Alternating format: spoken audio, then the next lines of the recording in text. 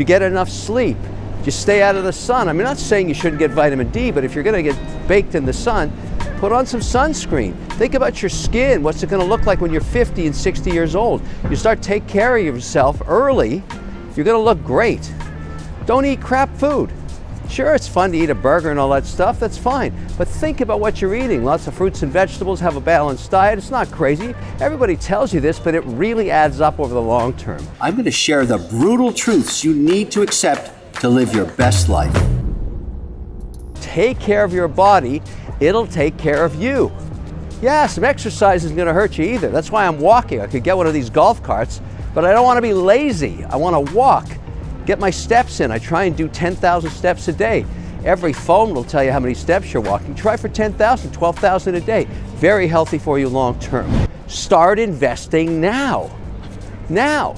Not savings. A savings account is not the same as investing. Investing means you put it into the market, which gives you 8 to 10% a year over your entire lifetime. So if you have an average salary of $58,000 and you try and get 15% of it and put it away, even into a market index, an ETF or something, it'll grow with you.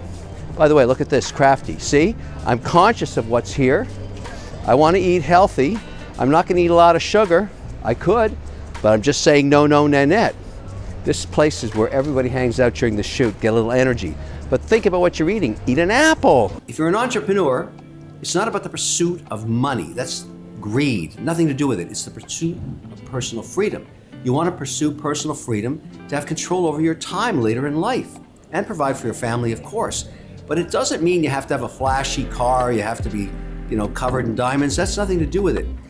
Having control of your own time is really, in my view, the definition of success. And you have to pursue that. And of course, it involves financial freedom, but not the greed of money.